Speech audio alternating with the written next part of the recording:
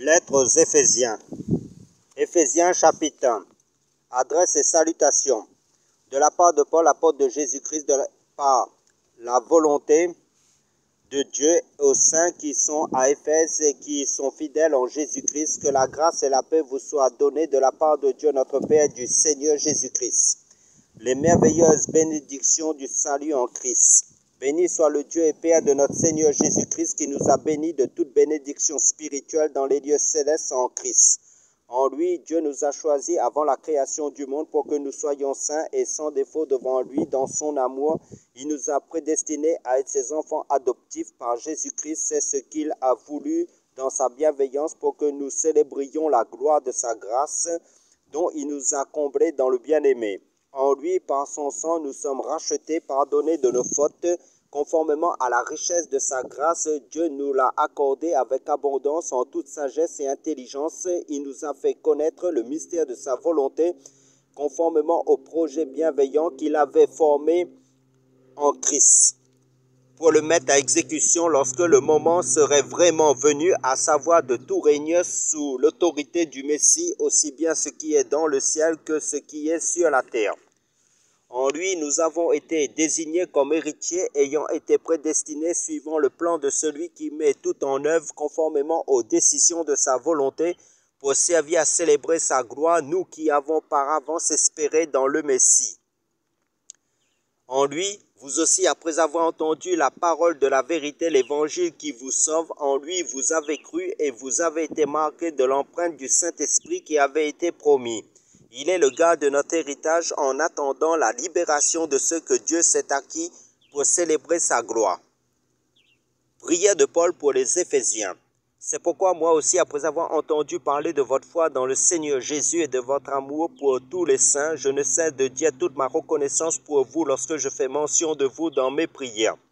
Je prie que le Dieu de notre Seigneur Jésus-Christ, le Père de gloire, vous donne un esprit de sagesse et de révélation qui vous le fasse connaître. Je prie qu'il illumine les yeux de votre cœur pour que vous sachiez quelle est l'espérance qui s'attache à son appel, quelle est la richesse de son glorieux héritage au milieu des saints, et quelle est l'infinie grandeur de sa puissance qui se manifeste avec efficacité par le pouvoir de sa force envers nous qui croyons. Cette puissance, il a déployée en Christ quand il a ressuscité et l'a fait asseoir à sa droite dans les lieux célestes au-dessus de toute domination, de toute autorité, de toute puissance, de toute souveraineté, de tout nom qui peut être nommé non seulement dans le monde présent, mais encore dans le monde à venir. Il a tout mis sous ses pieds et il l'a donné pour chef suprême à l'Église qui est son corps, la plénitude de celui qui remplit tout en tous. Éphésiens chapitre 2. Un salut accordé par grâce. Quant à vous, vous étiez morts à cause de vos fautes et de vos péchés que vous pratiquiez autrefois conformément à la façon de vivre de ce monde, conformément au prince de la puissance de l'air, de l'esprit qui est actuellement à l'œuvre parmi les hommes rebelles. Nous tous aussi, nous étions de leur nombre. Notre conduite était dictée par les désirs de notre nature propre, puisque nous accomplissions les volontés de la nature humaine et de nos pensées. Et nous étions par notre condition même destinés à la colère tout comme les autres. Mais Dieu est riche en compassion à cause du grand amour dont il nous a aimés, nous qui étions morts en raison de nos fautes, il nous a rendus à la vie avec Christ. C'est par grâce que vous êtes sauvés. Il nous a ressuscités et fait asseoir avec lui dans les lieux célestes en Jésus-Christ. Il a fait cela afin de montrer dans le temps à venir l'infinie richesse de sa grâce par la bonté qu'il a manifestée envers nous en Jésus-Christ. En effet, c'est par la grâce que vous êtes sauvés, par le moyen de la foi, et cela ne vient pas de vous, c'est le don de Dieu. Ce n'est pas par les œuvres afin que personne ne puisse se vanter. En réalité, c'est lui qui nous a fait. Nous avons été créés en Jésus-Christ pour des œuvres bonnes que Dieu a préparées d'avance afin que nous les pratiquions. Juifs et non-juifs unis en Christ. C'est pourquoi souvenez-vous qu'autrefois vous étiez identifiés comme non-juifs dans votre corps, appelés incirconcis par ceux qui se disent circoncis et qui le sont dans leur corps par la main de l'homme. Souvenez-vous qu'à ce moment-là, vous étiez sans Messie, exclus du droit de cité en Israël, étrangers aux alliances de la promesse, sans espérance et sans Dieu dans le monde. Mais maintenant, en Jésus-Christ, vous qui autrefois étiez morts, étiez loin, vous êtes devenus proches par le sang de Christ. En effet, il est notre paix, lui qui des deux groupes n'en a fait qu'un et qui a renversé le mur qui les séparait, la haine. Par sa mort, il a rendu sans effet la loi avec ses commandements et leurs règles, afin de créer en lui-même un seul homme nouveau à partir des deux, établissant ainsi la paix. Il a voulu les réconcilier l'un et l'autre avec Dieu en les réunissant dans un seul corps au moyen de la croix. En détruisant par elle la haine, il est venu annoncer la paix à vous qui étiez loin et à ceux qui étaient près. À travers lui, en effet, nous avons les uns et les autres accès auprès du Père par le même esprit. Ainsi donc, vous n'êtes plus des étrangers ni des résidents temporaires, vous êtes au contraire concitoyens des saints, membres de la famille de Dieu. Vous avez été édifiés sur le fondement des apôtres et prophètes, Jésus-Christ lui-même étant la pierre angulaire. C'est en lui que tout l'édifice bien coordonné s'élève pour être un temple saint dans le Seigneur. C'est en lui que vous aussi vous êtes édifiés avec eux pour former une habitation de Dieu en esprit. Éphésiens chapitre 3. Rôle de Paul. Moi, Paul, je suis le prisonnier de Jésus-Christ pour vous, les non-juifs, si du moins vous avez appris comment je fais part de la grâce de Dieu qui m'a été confiée pour vous. C'est par révélation qu'il m'a fait connaître ce mystère tel que je l'ai déjà décrit en quelques mots. En les lisant, vous pouvez vous rendre compte de la compréhension que j'ai du mystère de Christ. Il n'a pas été porté à la connaissance des hommes, des générations passées, comme il a maintenant été révélé par l'Esprit à ses saints apôtres et prophètes. Ce mystère, c'est que les non-juifs sont co-héritiers des juifs et qu'ils forment un corps avec eux, participent à la même promesse de Dieu en Jésus-Christ. Par l'évangile, j'en suis devenu le serviteur conformément au don de la grâce de Dieu qui m'a été accordé en raison de l'efficacité de sa puissance. Moi qui suis le plus petit de tous les saints, j'ai reçu la grâce d'annoncer parmi les non-juifs les richesses infinies de Christ et de mettre en lumière pour tous les hommes comment se réalise le mystère caché de toute éternité en Dieu qui a tout créé par Jésus-Christ. Ainsi, les dominations, les autorités dans les lieux célestes connaissent maintenant par le moyen de l'Église la sagesse infiniment variée de Dieu, conformément au plan éternel qu'il a accompli en Jésus-Christ notre Seigneur. C'est en Christ, par la foi en lui, que nous avons la liberté de nous approcher de Dieu avec confiance. Aussi, je vous demande de ne pas perdre courage à cause des souffrances que j'endure pour vous. Elles sont votre gloire. Prière de Paul pour les Éphésiens. Voilà pourquoi je plie les genoux devant le Père de notre Seigneur Jésus-Christ, de qui toute famille dans le ciel et sur la terre tient son nom. Je prie qu'il vous donne, conformément à la richesse de sa gloire, d'être puissamment fortifié par son esprit dans votre tête intérieure, de sorte que le Christ habite dans votre cœur par la foi. Je prie que vous soyez enracinés, fondés dans l'amour, pour être capable de comprendre avec tous les saints quelle est la largeur, la longueur, la profondeur et la hauteur, et de l'amour de Christ, et de connaître cet amour qui surpasse toute connaissance, afin que vous soyez remplis de toute la plénitude de Dieu. À celui qui peut faire par la puissance qui agit en nous infiniment plus que tout ce que nous demandons ou pensons, à lui soit la gloire dans l'Église et en Jésus-Christ pour toutes les générations au siècle des siècles. Amen. Éphésiens chapitre 4, l'unité de l'Esprit. Je vous encourage donc, moi le prisonnier dans le Seigneur, à vous conduire d'une manière digne de l'appel que vous avez reçu en toute humilité et douceur, avec patience. Supportez-vous les uns les autres dans l'amour, efforcez-vous de conserver l'unité de l'esprit par le lien de la paix. Il y a un seul corps et un seul esprit, de même que vous avez été appelés à une seule espérance par votre vocation. Il y a un seul Seigneur, une seule foi, un seul baptême, un seul Dieu et Père de tous. Il est au-dessus de tous, agit à travers tous et habite en nous tous. Cependant, à chacun de nous, la grâce a été donnée à la mesure du don de Christ. C'est pourquoi il est dit, il est monté sur les hauteurs, il a emmené des prisonniers et il a fait des dons aux hommes.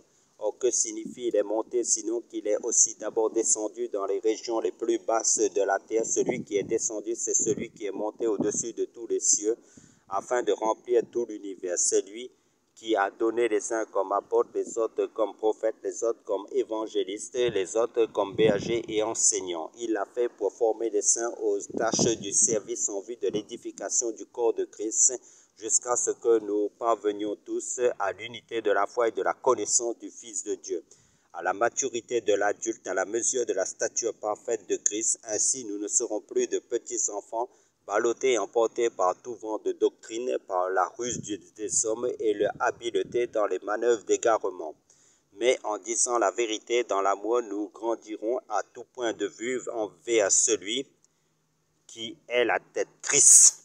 C'est de lui que le corps tout entier, bien coordonné, solidement uni grâce aux articulations dont il est muni, tient sa croissance en fonction de l'activité qui convient à chacune de ses parties et s'édifie lui-même dans l'amour. La vie nouvelle en Christ. Voici donc ce que je dis et ce que j'affirme dans le Seigneur. Vous ne devez plus vous conduire comme les non-croyants qui se laissent guider par la sottise de leurs pensées. Ils ont l'intelligence obscurcie, ils sont étrangers à la vie de Dieu, à cause de l'ignorance qui est en eux, à cause de l'endurcissement de leur cœur. Ils ont perdu tout sens moral et se sont livrés à la débauche pour commettre avec avidité toutes sortes d'impuretés. Mais vous, ce n'est pas ainsi que vous avez appris à connaître Christ, si du moins c'est lui que vous avez écouté, et si c'est en lui que vous avez été enseigné conformément à la vérité qui est en Jésus. On vous a enseigné à vous débarrasser du vieil homme qui correspond à votre ancienne manière de vivre et se détruit lui sous l'effet de ses désirs trompeurs, à vous laisser renouveler par l'esprit de votre intelligence, dans votre intelligence, et à vous revêtir de l'homme nouveau créé selon Dieu dans la justice et la sainteté que produit la vérité. C'est pourquoi vous débarrassant du mensonge, dites chacun la vérité à votre prochain, car nous sommes membres les uns des autres. Si vous vous mettez en colère, ne péchez pas, que le soleil ne se couche pas sur votre colère, et ne laissez aucune place au diable, que celui qui volait cesse de voler, qu'il se donne plutôt la peine de travailler honnêtement de ses propres mains, pour avoir de quoi donner à celui qui est dans le besoin. Qu'aucune parole malsaine ne sorte de votre bouche, mais seulement de bonnes paroles qui, en fonction des besoins, servent à l'édification et transmettent une grâce à ceux qui les entendent. N'attristez pas le Saint-Esprit de Dieu par lequel vous avez été marqués d'une empreinte pour le jour de la libération. Que toute amertume, toute fureur, toute colère, tout éclat de voix, toute calomnie et toute forme de méchanceté disparaissent du milieu de vous. Soyez bons et pleins de compassion les uns envers les autres. Pardonnez-vous réciproquement comme Dieu nous a pardonné en Christ. Éphésiens chapitre 5. Soyez donc les imitateurs de Dieu puisque vous êtes ses enfants bien-aimés et vivez dans l'amour en suivant l'exemple de Christ qui nous a aimés et qui s'est donné lui-même pour nous comme une offrande et un sacrifice dont l'odeur est agréable à Dieu. Que l'immoralité sexuelle, l'impureté sous toutes ses formes ou la soif de posséder ne soit même pas mentionnée parmi vous. Comme il convient à des saints qu'on n'entende pas de paroles grossières, de propos stupides ou équivoques, c'est inconvenant, mais plutôt des paroles de reconnaissance. Vous le savez bien, en effet, aucun être immoral, impur ou toujours désireux de posséder plus, c'est-à-dire idolâtre, n'a d'héritage dans le royaume de Christ et de Dieu. Que personne ne vous trompe par des paroles sans fondement, car c'est pour cela que la colère de Dieu vient sur les hommes rebelles. N'ayez donc aucune part avec eux, car si autrefois vous étiez ténèbres, maintenant vous êtes lumière dans le Seigneur. Conduisez-vous comme des enfants de lumière. Le fruit de l'esprit consiste en effet dans toute forme de bonté, de justice et de vérité. Discernez ce qui est agréable au Seigneur et ne participez pas aux œuvres stériles des ténèbres, mais démasquez-les plutôt. En effet, ce que ces hommes font en secret, il est même honteux d'en parler, mais tout ce qui est démasqué par la lumière apparaît clairement, car tout ce qui apparaît ainsi est lumière. C'est pourquoi il est dit, réveille-toi, toi qui dors, relève-toi d'entre les morts, et Christ t'éclairera. Faites donc bien attention à la façon dont vous vous conduisez. Ne vous comportez pas comme des fous, mais comme des sages. Rachetez le temps, car les jours sont mauvais. C'est pourquoi ne soyez pas stupides, mais comprenez quelle est la volonté du Seigneur. Les relations mutuelles. Ne vous enivrez pas de vin, cela mène à la débauche. Soyez au contraire remplis de l'esprit. Dites-vous des psaumes, des hymnes et des cantiques spirituels. Chantez et célébrez de tout votre cœur les louanges du Seigneur. Remerciez constamment Dieu le Père pour tout au nom de notre Seigneur Jésus-Christ. Soumettez-vous les uns aux autres dans la crainte de Dieu. Femmes, soumettez-vous à votre mari comme au Seigneur, car le mari est le chef de la femme comme Christ est le chef de l'Église, qui est son corps et dont il est le sauveur. Mais tout comme l'Église se soumet à Christ, que les femmes aussi se soumettent en tout à leur mari. Marie, aimez votre femme comme Christ a aimé l'Église. Il s'est donné lui-même pour elle afin de la conduire à la sainteté après l'avoir purifiée et lavée par l'eau de la parole, pour faire paraître devant lui cette Église glorieuse, sans tache, ni ride, ni rien de semblable, mais sainte et irréprochable. C'est ainsi que les maris doivent aimer leur femme comme leur propre corps. Mais celui qui aime sa femme s'aime lui-même. En effet, jamais personne n'a détesté son propre corps. Au contraire, il le nourrit et en prend soin, tout comme le Seigneur le fait pour l'Église. Parce que nous sommes les membres de son corps formés de sa chair et de ses os. C'est pourquoi l'homme quittera son père et sa mère, s'attachera à sa femme, et les deux ne feront qu'un.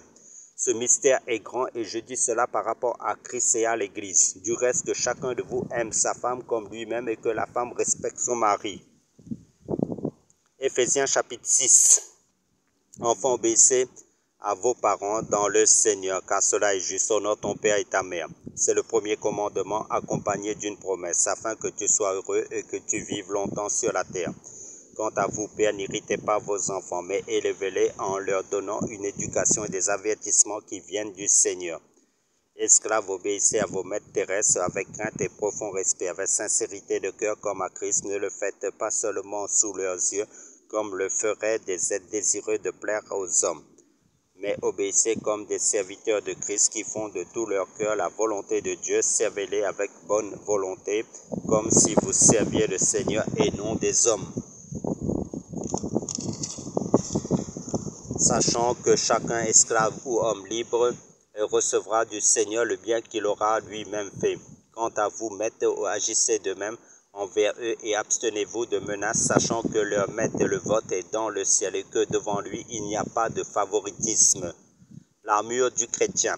Enfin, mes frères et sœurs, fortifiez-vous dans le Seigneur et dans sa force toute puissante.